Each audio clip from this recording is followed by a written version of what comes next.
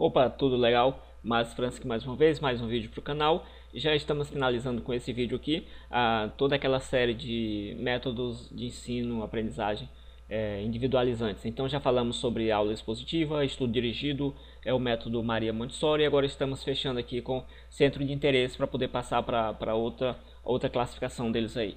Beleza? Então esse método aqui ele não é conhecido pela maioria das pessoas, pelo menos não é tão conhecido, assim por melhor dizer. Então a gente vai observar aqui, lembrando que, como eu já comentei em outros vídeos, a gente vai estar falando individualmente de cada um desses autores aí, dos pedagogos, dos teóricos da educação de forma geral. Vou estar comentando um a um aí na medida do possível. Então hoje eu vou tentar apenas fazer um resumo aqui da ideia para que você, se caso não conhecia o método, ou para que isso desperte uma curiosidade em você para ir pesquisar mais e mais sobre esse método e sobre o autor, o trabalho que ele fazia, que é muito legal. Beleza? Então, sobre o conceito aqui desse método, o que seria isso aí? Seria realmente agrupamento de conteúdos e de atividades educativas realizadas em torno de temas centrais de grande significado para a criança. Então, esses métodos, eles tendem a colocar a criança no centro do processo, né? Seriam coisas ligadas aí, mas essas ideias de colocar a criança no centro, todos esses métodos aí, por exemplo, Montessori, eles são métodos que colocam a criança no centro. O estudo dirigido também coloca a criança no centro também. Então a gente tem uma renovação, uma ideia renovada daquela perspectiva antiga tradicional que eu já venho falando nos outros vídeos também. Aqui já tem uma oposição. Então vamos lá. Então essa é a definição aqui inicial. Então vamos ver que esse método segue um raciocínio, um pensamento, uma ideia globalizante, né, que pensa o todo, pensa o conjunto da obra, como se diz, e pensa o conhecimento integrado, né? Então essas atividades, as atividades são integradas, os conteúdos estão associados uns com os outros aí. A gente lembra um pouquinho do método anterior que eu expliquei. Estão relacionados em eixos de conhecimento, áreas de interesse, e essas áreas esses eixos devem ser trabalhados assim de acordo com o ritmo de cada aluno, né? Então tem que se valorizar essa questão o ritmo da aprendizagem, que cada pessoa aprende de um jeito. Então essas ideias aí já próximas a Jean Piaget. E a gente tem também que os assuntos a serem estudados devem ser apresentados em seu todo, não repartidos em disciplinas assim, sem muito nexo, sem muita ligação, mas devem ser apresentados aí de forma assim mais globalizante mesmo. A ideia seria essa. Então você tem nessa ideia globalizante, você tem uma questão interdisciplinar, então que o conteúdo ele perpassa todos os outros ali, uma ideia perpassa todas as outras, e estão em todas as outras também, está em todas as outras. Relacionado ao teórico aqui dessa teoria, desse método pedagógico aí, a gente tem aqui Jean Ovidio de Clory. Então você já vai perceber que esse nome de Jean é muito assim usado nessa época aí. Parece que pessoas com o nome de Jean eram muito inteligentes. Tem Jean Piaget, um pouquinho do Jean-Jacques Rousseau, né? O Jean de Clory, que também é um médico, né? E esse cara aí, ele é um médico belga, né? Também é da Bélgica, né? E ele costumava filmar as crianças aí no seu ambiente natural. Isso aí, ele fazia isso aí para poder estar pesquisando o comportamento delas. Ele tem uma boa base aí, como a gente vai ver também, uma boa base sobre a questão da biologia. Tem alguma formação aí nesse sentido, o que vai facilitar muito a vida dele também, o entendimento. Então ele é belga. Ele trabalhou muito nessa área de neurologia, né? Essa parte aí também. Apesar de ter formação também em área de biologia, tem uma certa fundamentação também, a semelhança de Maria Montessori também.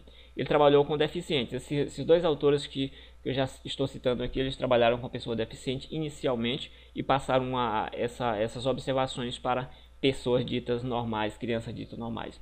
Então, em 1901, ele fundou o Instituto para Deficientes Mentais, né? Isso aí, um instituto que trabalhava relacionado a pesquisas.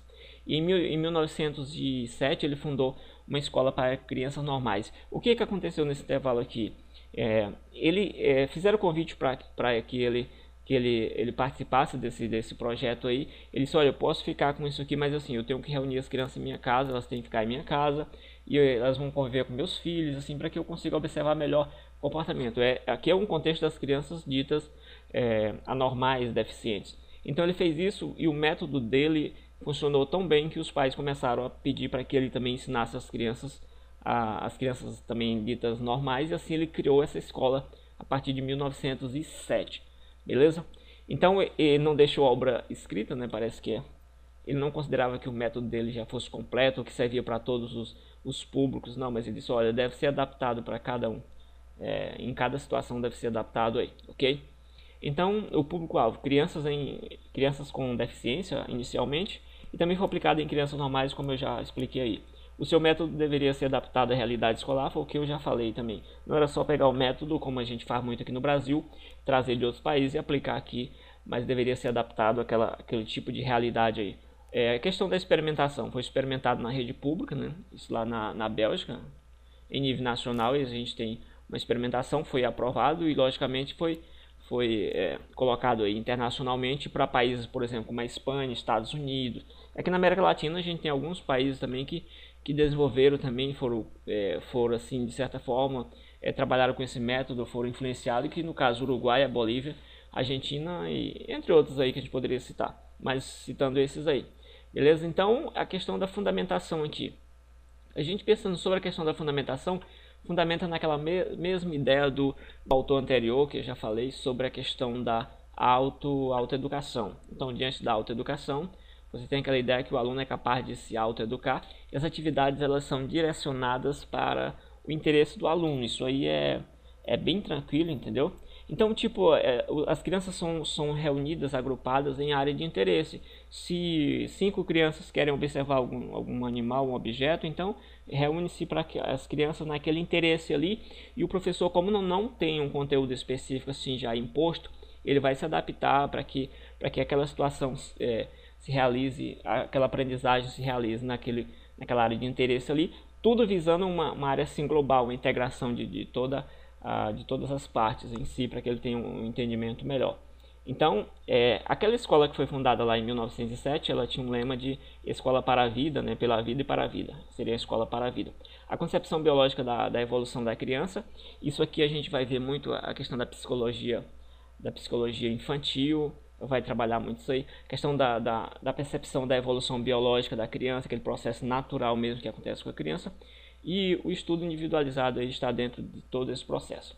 Bem, relacionado aqui à questão de todos os procedimentos que a gente pode pensar sobre isso, a gente tem algumas etapas aqui. Os procedimentos seriam organização de sala de aula de forma homogênea, entendeu? Sem se pensar assim em coisas heterogêneas, crianças diferentes.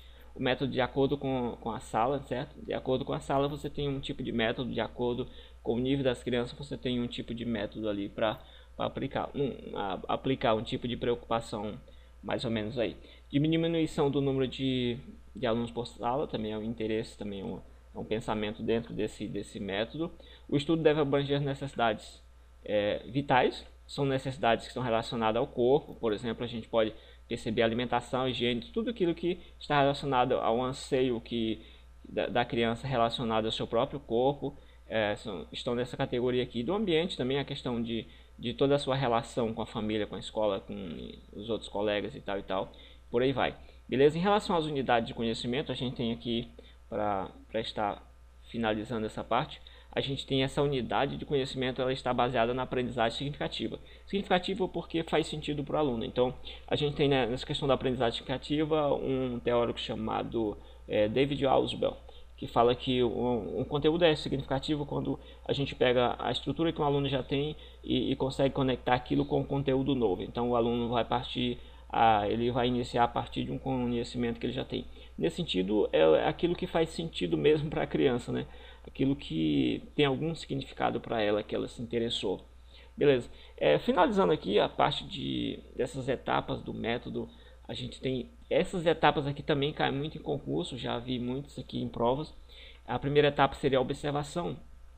Então você tem toda a parte de observação, seria entrar em contato com as coisas. Então a criança tem aquele período de entrar em contato, observar, de pegar, de verificar como funciona. Você tem também uma questão, outra etapa seria a questão da associação. Você vai fazer a associação dentro do tempo e também dentro do espaço, né? A questão com a sua localização, a localização daquele evento dentro do tempo e do espaço, fazer toda essa associação. E a outra questão seria a a área de expressão, né, da criança poder se expressar, dizer o que ela achou. Então também é um incentivo aí a questão da própria expressão da criança em si, que vai também de acordo com o método de Montessori em alguns aspectos também aqui. Beleza? Se você gostou do vídeo, deixe seu comentário aí, né? Dê um joinha no vídeo, isso aí ajuda muito.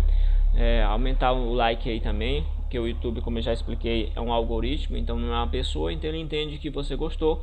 À medida que você faz alguma manifestação, deixa um comentário, diz que gostou, e assim assine as notificações também se já é inscrito, se não é, se inscreva no canal. E vamos aí aguardar a próxima etapa aí dos vídeos, que são os vídeos mais individualizantes, já comentamos, e agora os que estão mais ligados à socialização da criança, assim. Beleza? Valeu, até a próxima.